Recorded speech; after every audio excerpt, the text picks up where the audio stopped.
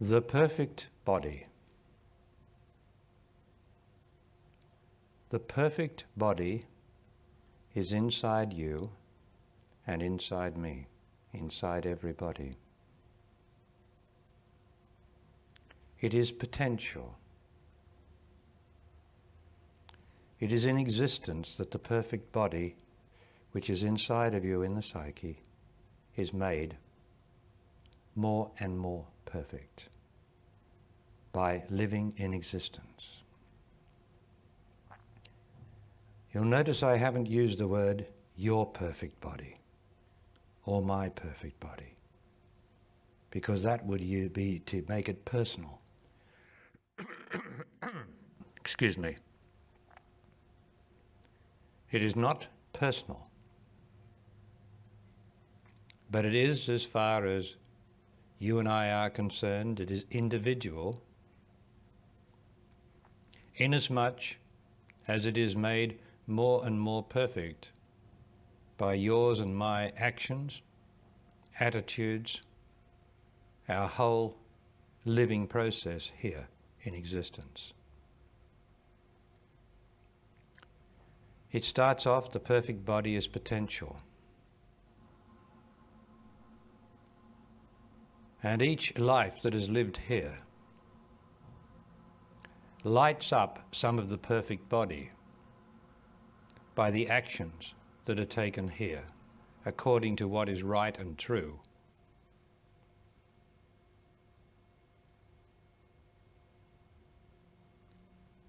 But it is not personal. It is the perfect body that has given rise to the false notion of reincarnation. It has been intuited before, of course, to give rise to that. I am not suggesting that you will ever be born again.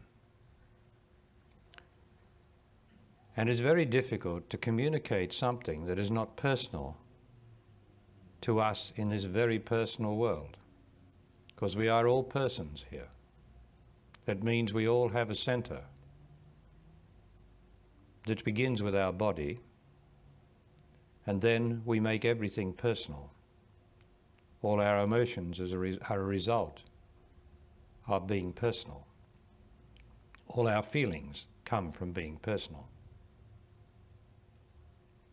It is only when we start to give up being personal about living that we start to realize more and more the perfect body that is inside of us. So you have inside of you a potential perfect body. Now the potential of that body is the potential of God, of being God. Now we don't know what God is, only God is perfect, and we don't know what perfect is. So we've got no idea of what the potential of perfection is.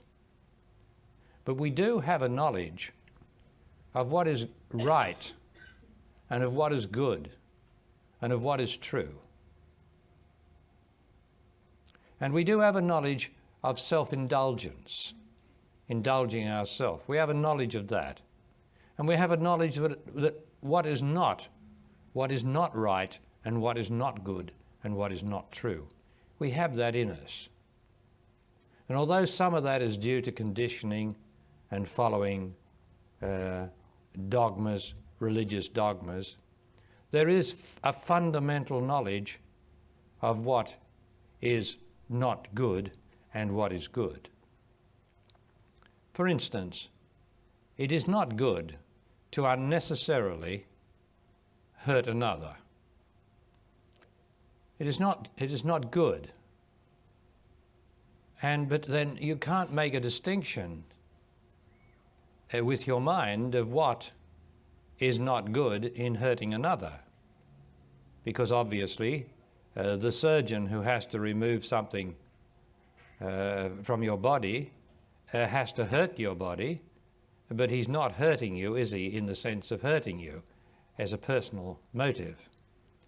He's just doing something that you have agreed to take the pain or the dentist to be hurt.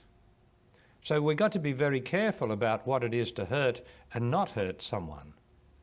But you'll be guided by within, not by your conscience, although the conscience is the lower conditioned thing that guides us in the beginning, or right up to a large part of our lives. I'm not talking of conscience. There becomes a way of living inside in which I do not wish to harm you in any way whatever. I do not wish to harm you. But at the same time, if you come to me and I happen to be a spiritual master, then I will be ruthless with you and your emotions. And you might say, how could you say that you are a loving man with what you are doing to me? Now, those sort of things, the master in his love, or anyone in their love, I'm talking about master to make this distinction about divine love and not human love. The master's love is very cold. It's not like human love. Human love is warm, likes being comforted, it likes sympathy, whereas the master's love says, stop that sentimentality, stop that sympathizing with the person whose lover has just died, stop sympathizing with them, because that's human love to sympathize with someone whose lover or loved one has died. You don't sympathize with someone if you're true. You can just say, I'm with you and I understand your sadness, but there's no need to be sad because there's no death. But you can only say that if you know there's no death, can you? And you can help them in any way that you possibly can, but you can't put up with any emotional sentimentality or hoping or wishing. Well, you can if you can, but I can't, because that's not love. Love is to make you strong. My love is to make you strong and not to consider your person, and not to consider your human feelings. My love is to make you strong. So I'm only saying that to demonstrate to you that there is a great difference between human love and true love, real love, which does not consider, real love does not consider yourself, and at the same time does not consider anybody, but at the same time is civil, is helpful, its just whole motivation is not to hurt anyone or anything, but at the same time to do what must be done. And that's a state of equilibrium, of balance, not swinging over to, oh, I'm sorry about that, or I'm excited about that, or I love that, or I don't love that. That sort of human seesaw that goes on in everyone. None of that. Equilibrium is at the center of the seesaw, the pivot, the pivotal point of balance. And that's where divine love or real love begins. Neither excited and never depressed and never excited. That's balance, equilibrium. Now, to reach equilibrium, the potential perfect body inside the body has to be lighted up. That means that to demonstrate it as best I can in our rational, conceptual way that we have to speak, because I can't say the whole thing like that, so I've got to do it bit by bit, is that it has to be lit up. It's I can't say it's a body that's the same shape as yours or my body, because it's not. It's just, I'm using the word body, but it consists of every time that you or I do something that is good or true or right, not according to our conscience, but according to a greater judgment than that, a little of the perfect body, the potential perfect body, is made positive or real. It lights up. And this perfect body is there not just in your birth, in the birth of you since you were born or I was born. It's not just there, it's there all the time, behind the whole of existence and everybody who exists. But you have to contribute to it, like I have to. And you are never born again. What happens is that this perfect body, which is imperfect at this time, or relatively perfect, if you can use such an expression, is consciousness. That thing that is beyond even life. And consciousness is what determines the birth of everything in this existence, the timing of it, when it happens. Consciousness does that.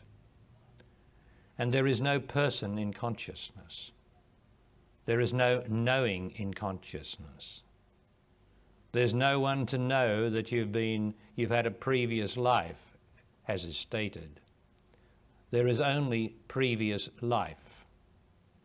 That is the previous life of everyone on earth, and the various individual lives that have taken place. There is only that. There is not your previous life at all. That is an illusion. So the consciousness of the perfect body focuses into the existence, because it's out of existence, it's in the psyche, in the pure psyche.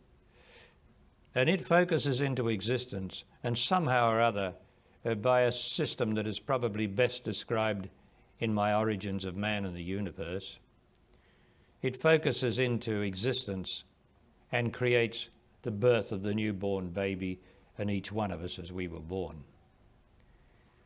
Now that newborn baby does not have a person. It has what is called predispositions. Are you with me? Are you with me? Every baby, everything that's born, every animal has predispositions. That is, that one baby is not the same as the other. A twin baby is not the same as its twin. They all have different predispositions, somehow or other. This predisposition comes from the consciousness that formed the baby's body, or that formed the baby. It doesn't matter where it was formed at the moment of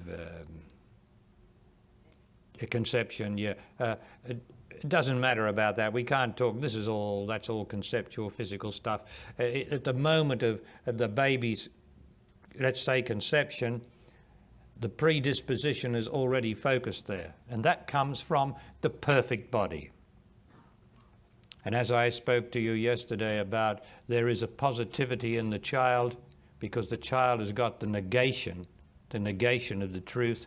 There is a positive thing that determines the whole of existence from there on. And what varies and doesn't make it a fatal, fatalism. There is no, that's where fatalism comes from, that it's been intuited, it has all been predetermined. And that is true by this positive thing that is in the baby's body that's going to determine all its events and circumstances. But it is not fatalism in the sense of fatalism, because to the degree that the living life of that baby, which is you, the living life of that baby lights up some of the perfect body within, so it changes the circumstances of the life. And those things that were fixed don't necessarily happen. And I've described it in one of my books or tapes or somewhere, that what would have been a bullet coming through the windscreen of your car into your face and injuring you very badly, it turns into be a hailstone or a stone that shatters the windscreen, or just a hailstone, or just a heavy raindrop that is wiped off by the wipers. In that way, do you change the circumstances of your life that were predetermined. And you don't have to worry about how to change them. All you do is just do what you do and live what turns out to be the golden rule, which is known to be, do not hurt others any more than has to be done. Now, you can't tell a soldier who goes to war that he should not go to war. You can tell him that. If you're a conscientious objector, you can tell him that, of course. You can do anything that you're moved to do, and you can be a conscientious objector, and you can protest about the wars, but someone is going to have to be sent by the governments, by the greatest force, the government, is going to be sent to fight. And a fighting man has got a gun, and guns, it's not guns that kill people, it's people, isn't it? Despite what the Americans say. It's people that kill people. But the soldier has got to do what he's got to do. He's got to kill people or be killed. Now, you can't use your judgment of him. You can't say that he is wrong, because that is you putting your beliefs and what you think or where you are onto someone else, and you can't do that. You just can't do that and be right. For the day might come when you have to kill somebody, and you'll be like the Christian. Perhaps the Christians would say, I'd never kill anyone. I'd be very careful if you ever uttered that. Be very, very careful, because you do not know what you have to do. You might have to kill someone one day. You never know how it might be done. In an accident, are there any such things as accidents? In an accident, any way at all, in defending yourself, in any way at all, you might have to kill someone one day. But the thing is to be inside so that you do not wish to harm anyone any more than happens. And one of the ways not to do that is to give up anger. Because of your anger, if you're really, really gripped with anger, then it is quite not so great a distance to get to the anger that kills or wounds or hurts. Or if you're frustrated, if you're sexually frustrated, where all the sex crimes come from, sexually frustrated men. I'm not saying that women don't get it too, and are not just as cruel behind doors or wherever it is, but man's the one that seems to stalk and rape out of his sexual frustration because he never really came and listened to me or to any master of love. Or couldn't come, could he? Because he was born with a fatalism that determined that all the actions that he was going to take had to happen unless he changed within so that he could change his external circumstances. And to change within is simply the lighting up of the potential perfect body. Now, the perfect body, as far as I can see, will never ever be lit right up, as far as I can see. But I can see that it is lit more and more and more by the life here. And you are responsible for the perfect body. You, not the person next to you. You cannot judge the person next to you that they are not being true or right. You cannot judge them. They have to do what they've got to do, no matter what it is. You can endeavour to advise them if you are moved to, or if they ask you, but you cannot judge them, because one day you may have to be judged. And it's best that you're not judged, except by something greater than what you are here.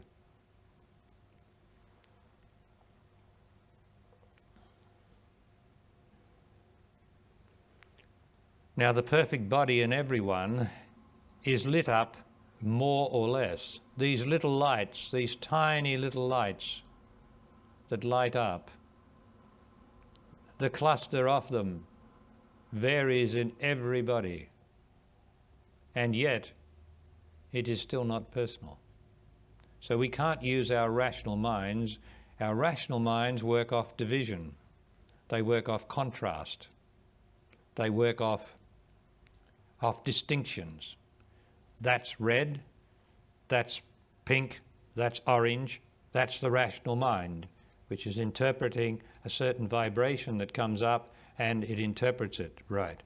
It works off division, off variety.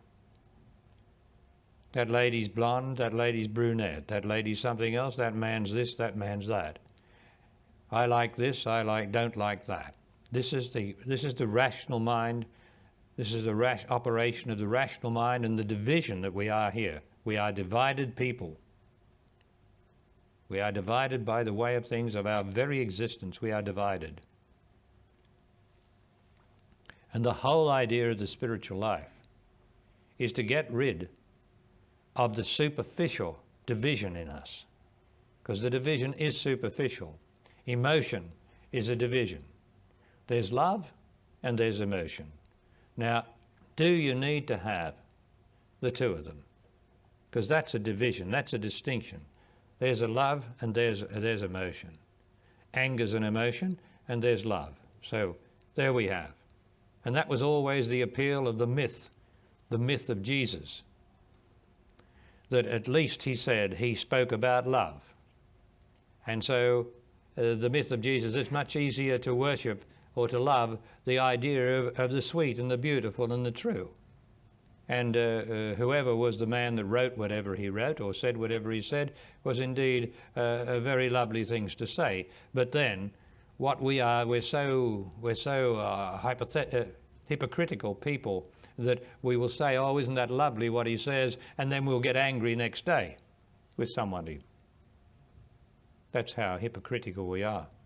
We will go for someone who speaks of love and truth, and then at the same time do the exact opposite. Now, you can't, that does not light up the perfect body. Now, the perfect body is not extinguished. No light in the perfect body is extinguished by any bad action. That's because there are no bad actions. Isn't that amazing? There are no bad actions. It is lit up, though, by what is good and right and true. The bad actions are what has been determined by the human race. So what I'm talking about is that you are a cell, each of us, me too, is a cell in the human race, in the body of humanity, let's say. Now, we all like to think that we're individuals.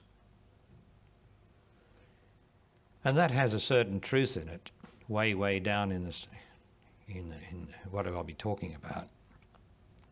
But we are personal individuals. And that's what do they call it? An oxymoron, really. It's you can't have it's a contradiction. You can't have a personal, what did I say? Individual. You can't have a personal individual. But we're all personal individuals. The whole Western world is personal individuality. And everyone's striving to be the individual personally. You can't have it. Because the perfect body consists of individual consciousness. Your real consciousness, the consciousness of everyone here, is in the perfect body as individual consciousness, not as an individual, but as individual consciousness. But it's not personal.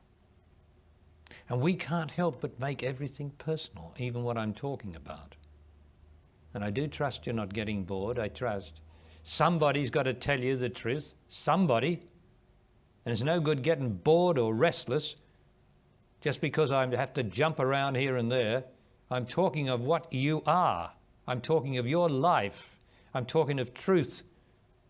I'm talking of something that nobody else on earth has ever spoken about with such detail.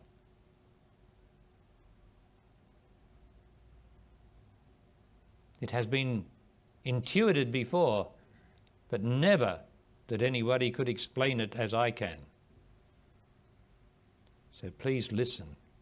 All you've got to do is listen. You don't have to think about it. If you think about it, you'll get it wrong. You have to get the idea. If you think about it, you'll be thinking in concepts with your rational mind, your rational scientific mind. A dreadful thing in regard to truth and love. You've got to get the idea. I will make it all clear to you, and you can ask your questions after. I'm talking about the impersonal to the personal. Almost an impossibility to do. But you can get the idea. Because you're not personal right through to the depths of you. You are consciousness. Just like you are life. Now you can't name what life is. But you can't deny that you are life. So consciousness is even beyond life. So you've got no chance of knowing what consciousness is. You can only get the idea as I speak to you from that place.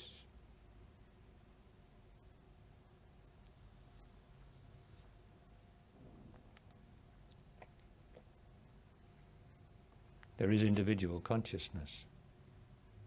But that individual consciousness in the perfect body that you help by your life, and by the good in your life, the true in your life, the rightness in your life.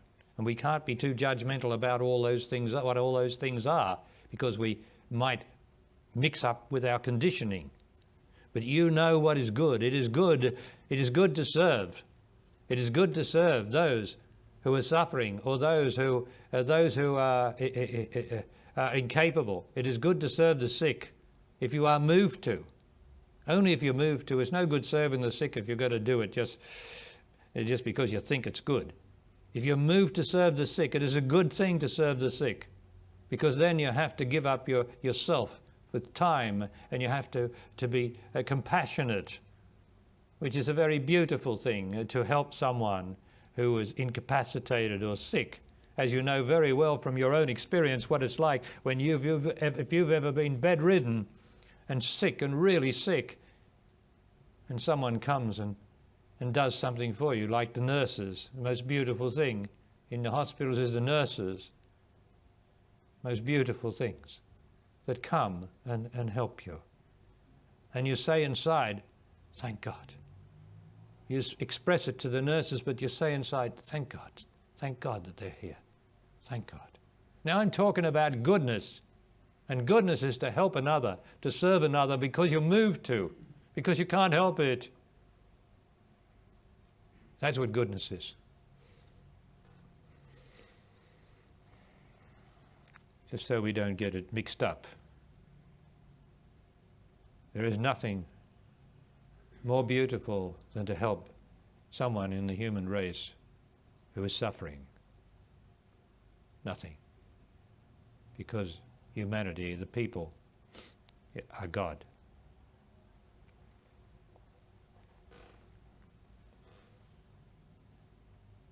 So your individual consciousness, which through every action is being not watched but is recorded by consciousness, deep down beyond life in the psyche, every action is recorded. And those actions that are true and right and good light up a little bit of the perfect body of humanity, of which you are a cell as I am.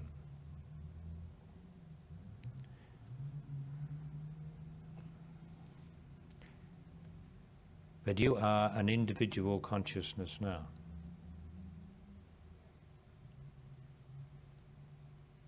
And that individual consciousness is in the perfect body, because your perfect body for you to be here has been lit. You've put some lights in the perfect body for you to be here. And that does not mean that everybody has to be here, or with any spiritual teacher, or in any religion to be good.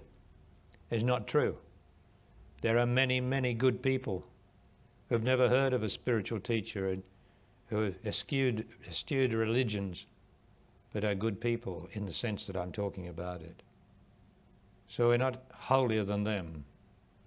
It's just that we seem to have a knowledge of what we're doing, which also contributes something to the perfect body.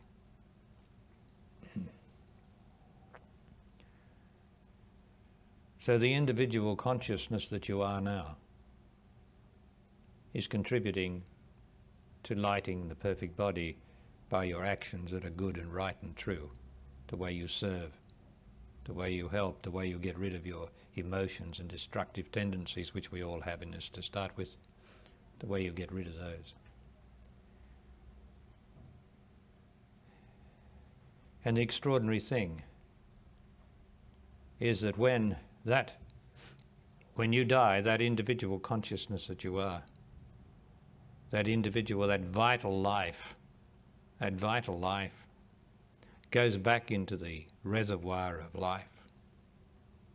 But out of it is extracted the consciousness again that goes into the perfect body of humanity. And something special is extracted at that point that lights it up a little more. And then that great consciousness, which of course is God, shines down in some way or other, as you'll read in the Origins book, into existence and brings into existence another baby, which is certainly not you, but has some of that consciousness that you have in it, that you have contributed, and yet at the same time that little baby has to pick up some of the destructive emotions that the dead have left behind. So there's two actions go on in death. One, all the destructive emotions, all the ignorance, all the sexual aberrations, the sexual hate and the sexual frustration, all the stuff that motivates cruelty within the human race, which is all sexual, by the way, is left behind in the body, but in the psyche it's left in that psychic realm that I speak about, which is made by man and woman. And so the newborn baby has to pick up some of what people leave behind as the human race, as human individuals, some of the negativity. The baby has to pick that up, to live through that, so that it can be made pure. And at the same time, the baby has the consciousness that you and I have put in there, into the perfect body. The baby has some of that consciousness in it too. And that, of course, is the consciousness of life. So there's the two things that are in the baby. It has its predispositions towards a love of God or a love of something, a love of life or a love of truth, a predisposition towards decency or rightness or whatever it's called. And it also has the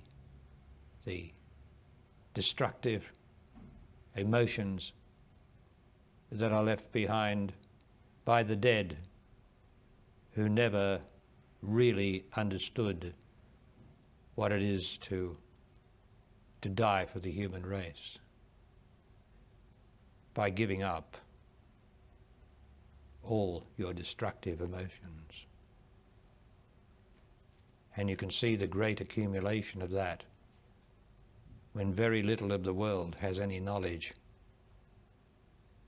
of how to die. Very little of the world. Because they're all emotional up until they're dying. And then, as they pass into death, they start to leave behind all those terrible, destructive, sexual frustration and all the rest of it. Start to leave that behind in the psyche. And as someone said yesterday, when someone had died, a beautiful look on the face afterwards.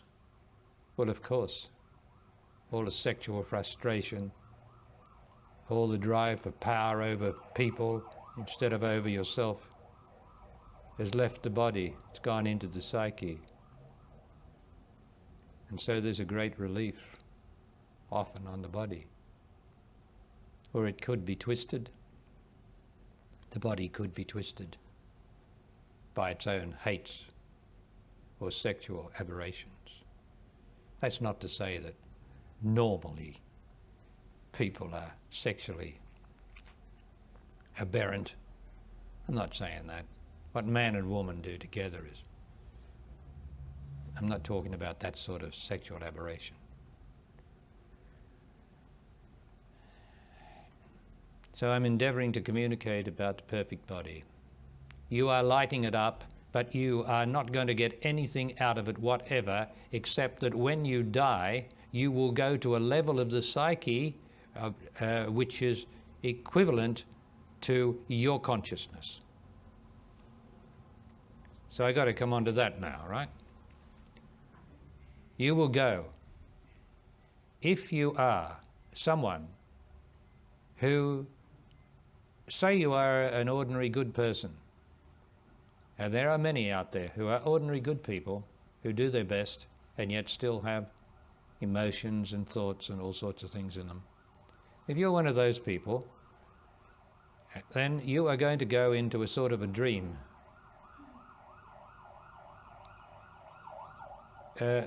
This in its way is a dream. It's not our dream, this existence.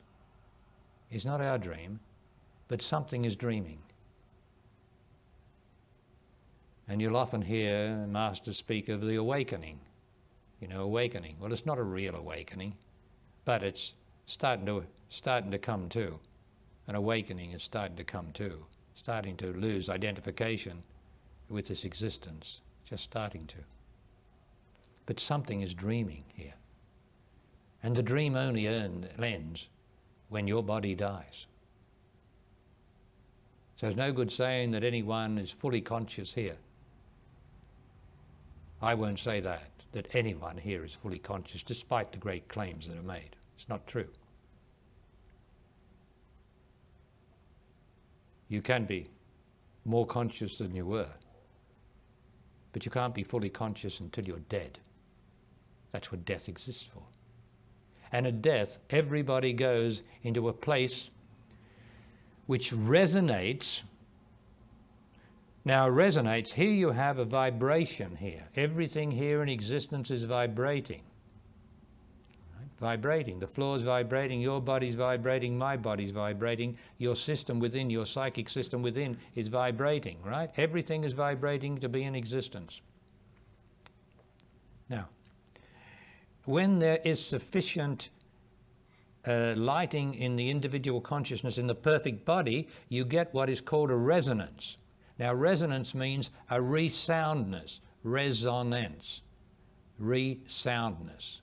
So from this vibration then goes into the psyche, what you are, and either does or does not resonate with the perfect body inside of you.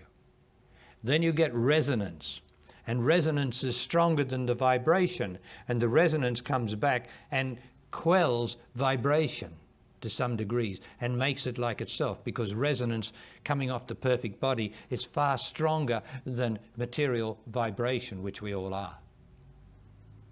And so a change happens within here because of resonance. And each of you here more or less resonates with my consciousness to be here. Or when you go to another master, you resonate with that master. Or you vibrate with that master. And then when you finish vibrating, you go somewhere where you can get some more. Eventually you've vibrated enough there, you've got enough there, and you've also living your life, and there's more chance of resonance, and then you move on to another master who is more resonant than the vibrational master or teacher. You see, it's a vast thing. It's extraordinary. Imagine what the poor old scientist would be making of this. Right, he'd be saying, I'm mad. By the way, what would he say? What would he say? Albert, tell me your name. At the back there, yeah. What would he say? Ewald. What would he say? So if a scientist was sitting here, or Ewald is I don't know whether he's a psychologist or a psychiatrist, but he's very highly regarded in his field. And, yes, very highly, and he's been coming to me for years and years. And he's very highly regarded in that field.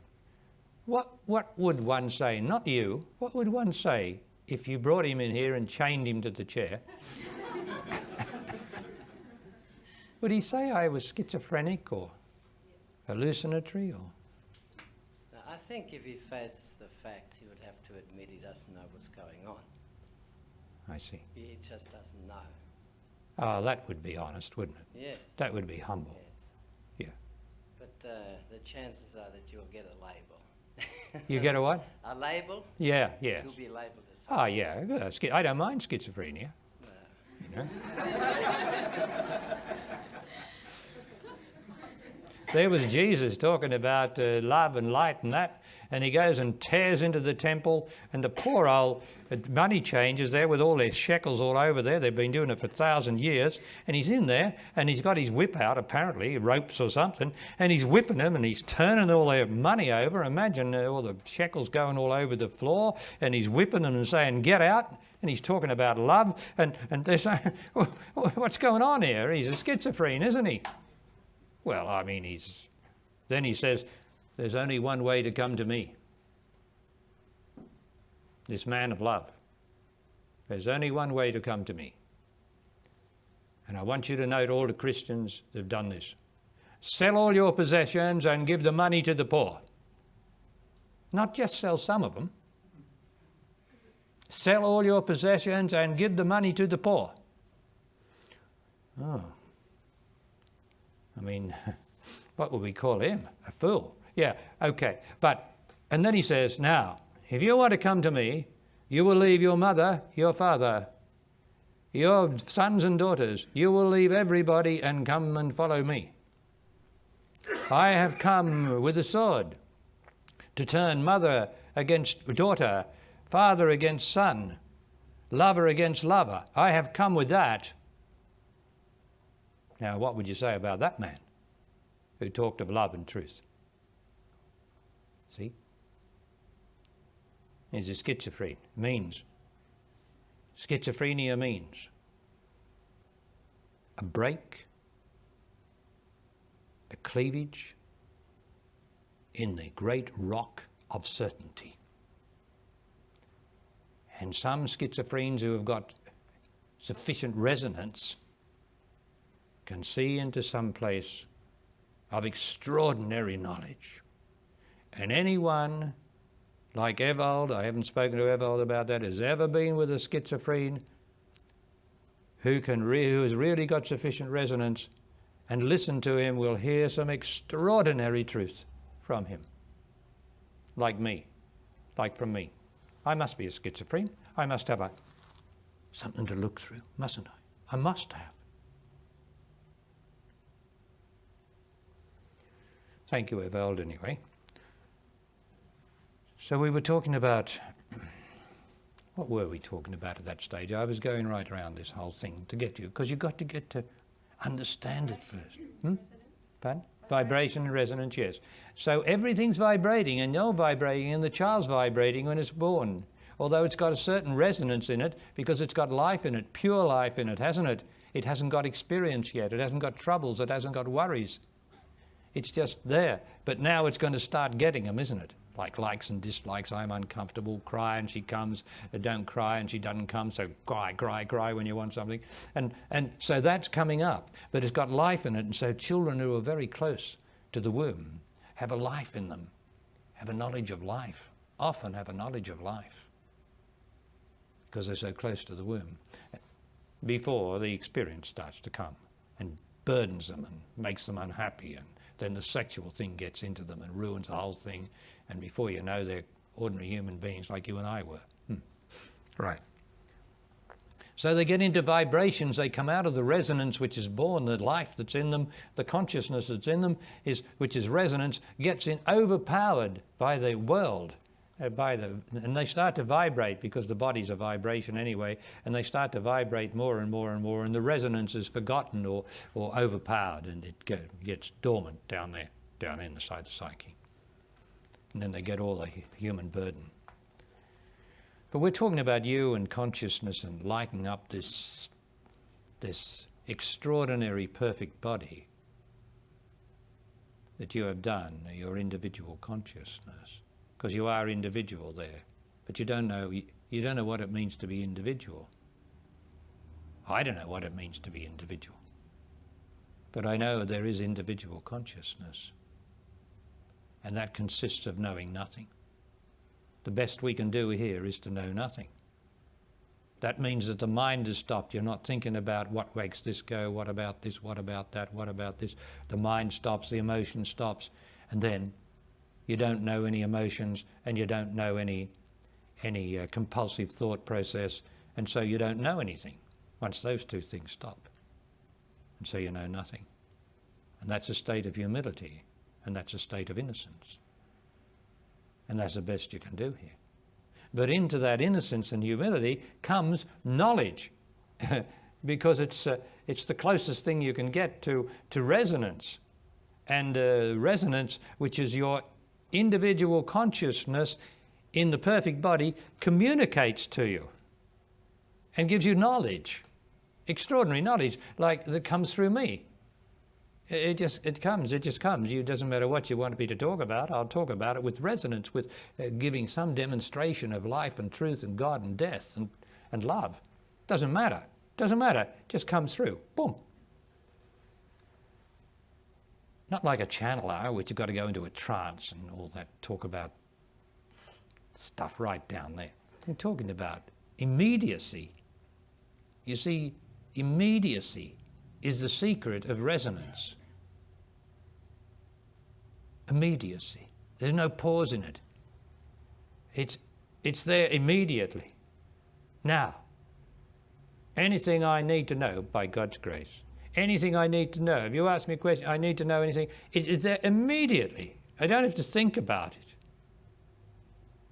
Because resonance is immediacy. Immediacy is more immediate than instantaneous. Immediacy refers to a psychic or spiritual state, whereas instantaneous, it refers to something like the scientists would say. A measurable thing. Immediacy is not measurable. Is that true? Of course it's true. Yeah. So you are individual consciousness this very moment. You are here, but you are not here, if you don't mind me saying so. You're in there. And where are you in there? Well, you're there inside your psyche as individual consciousness, but then you're there also. And then you're also there as individual consciousness, and you're also there. And you go on and on and on down to eternity, because individual consciousness is more and more refined down in the psyche as deep as you go. So intelligence can go anywhere into the psyche, into the resonance of the psyche, provided the intelligence is resonating at the same immediacy as that part of the psyche. So you have access. You can access any part of the psyche, so provided you have the resonance from the perfect body, boom, down here, change the vibration, this resonates here, you have a resonance here, that can then access the resonance that's in the pure psyche. Whatever level you can go.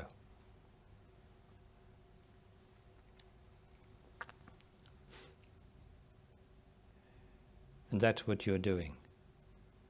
Now, what have you realized in the pure psyche? Where have you realized in the pure psyche? You see, if you realize, as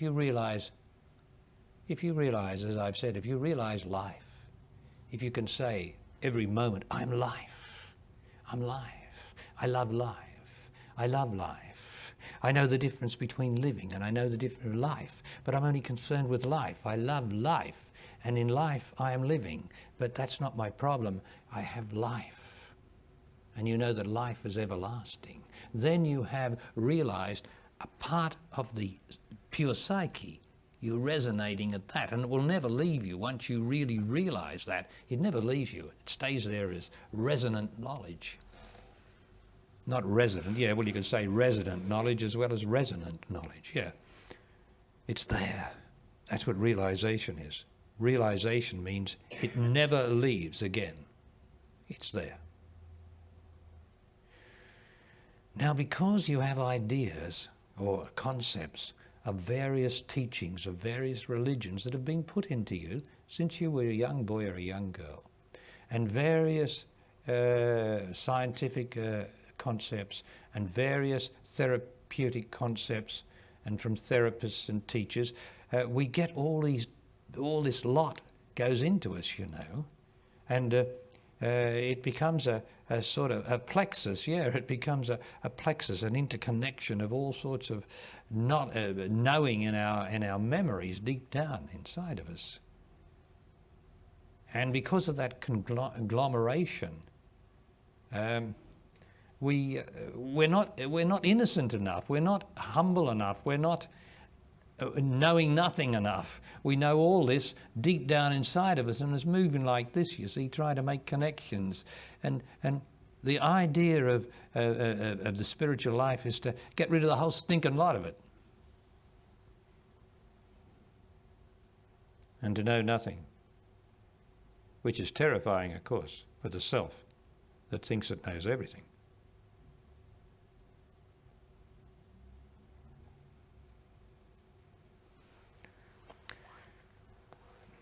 So the perfect body, your life here since you were born, you've been lighting up, or since you started to go within, you have been lighting up a part of the perfect body. It is your body, but it's not your body. You'll just have to take my word for that. It's bigger than your body, and yet it can't be bigger than your body because you cannot separate the part from the whole. The part is the whole. You can't take a bucket of seawater out of the ocean and say, this is not seawater. You can't do that. The part, you can't separate the part from the whole. It's still seawater. It's still part of the ocean, right? So that's how it is with you. You cannot be separated from the consciousness that you are. You just cannot. But you can be overwhelmed by the compulsion of awareness. Now, awareness is not consciousness. Consciousness is way back there, down there. Consciousness is your shining light. But you can be, that shining light can be overwhelmed by the attachment to awareness. And awareness is only to do with the senses. You're aware of all the senses. You're not conscious of all the senses, you're aware of all the senses. And so out of the awareness of the senses, which brings the awareness of the world, you and the interpretation by the self of the events of the world, you bring about a conglomerate of moving interpretations of the world and what's going on, and your feelings are also part of your awareness. And your thoughts are part of your awareness, and the whole thing represents a whole world like that within your beautiful body. And your beautiful body doesn't have any of this in it, really. It's only in yourself. The awareness of the self. The self has no consciousness in it. It's only aware of things. But you are the consciousness behind that, and you know that. You know that. That's why you're here. Because you have a consciousness. You've got the light. You know, in the old prophet days, and there's words in the Bible, and I'm not talking religiously about the Bible, I'm talking about there were men who loved God, who wrote down certain things without being religious, but wrote about God. And without any taint of religion in what they said because they loved God and they had this knowledge. And you read something, according to your lights. According to your lights is mentioned. Well, what does that mean? Has anybody ever explained it? Well, no, those religionists can't explain anything really. They can only give sermons. But according to your light, it's referred as plural, as I've read it, according to your lights. Well, that's fair enough. But according to your light. Right. And then the man who's supposed to have been called Jesus, and it might have been that man, it was certainly some man, said, "Do not bury your light under a bushel."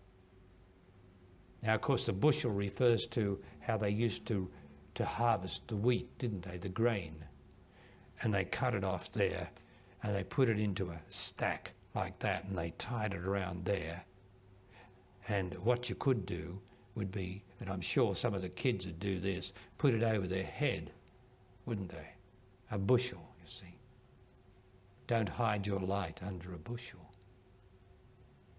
So I'm not talking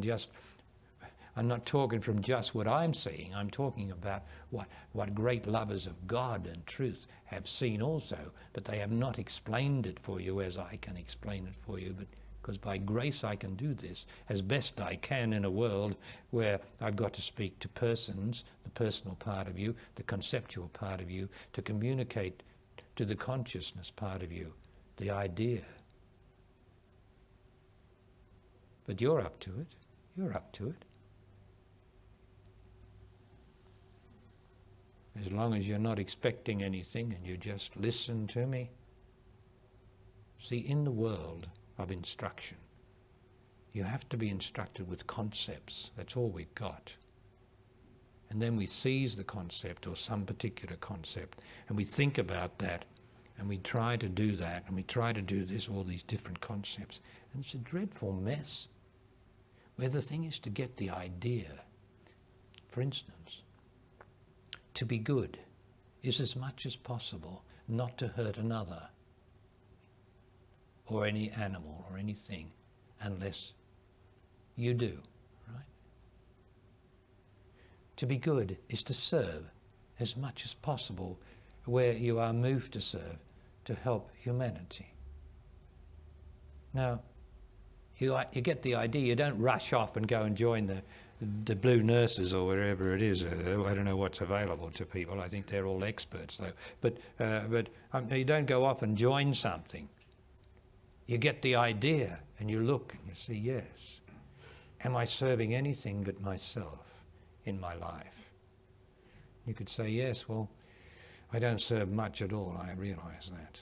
But you don't do anything about it, because once you really look at it and get the idea what goodness is, you don't have to make decisions. Eventually, your resonant system will determine to your body some action where you go and serve. Do you understand? You don't make decisions when you get the idea. You just get the idea and let the idea work in you, and it will determine your actions. Yeah? Yeah. So,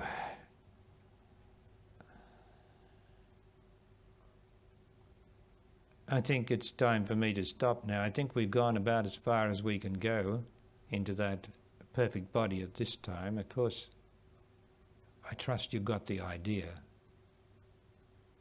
that behind your awareness is life, the very life that's in your body, the very life that's in there now. That's God in the first instance. And then there's this consciousness, which cannot be named, just like life cannot be named, although it can be demonstrated by forms of life. Consciousness is your intelligence in the first instance, but your intelligence has got to speed up with resonance from your lights inside. It speeds up, you get more and more intelligent, and the more intelligence you get, the more knowledge you have of the significance of life, of the significance of death, a significance of love. That's what intelligence gets, speeds up to such a degree that eventually it becomes consciousness. And that's God, let's say, in the second instance. But good enough to be here and endeavour to realise God in the first instance, which is life itself. That's something immediately accessible to you, isn't it? Because you are life. I love life. Now please, don't just go outside. Don't just walk around. Please, could you, as you walk down the street tonight, tomorrow, could you please look inside and could you please utter it, even though it sounds phony to begin with. It can't be phony because you are life. I love you. It's not an object. It's not a person. It's not a tree. It's not a flower. It's not a whale. I love you. You get the idea. That's it. I love you. Please. Just do that. That is indeed an offering. And it can't be phony if you feel silly in yourself because you're only doing it inside yourself or alone. It can't be phony because you're just breaking through the awareness, the heavy burden, because you are life. I love you. That's all. That's all. And that's all you never, ever need to say. Thank you all.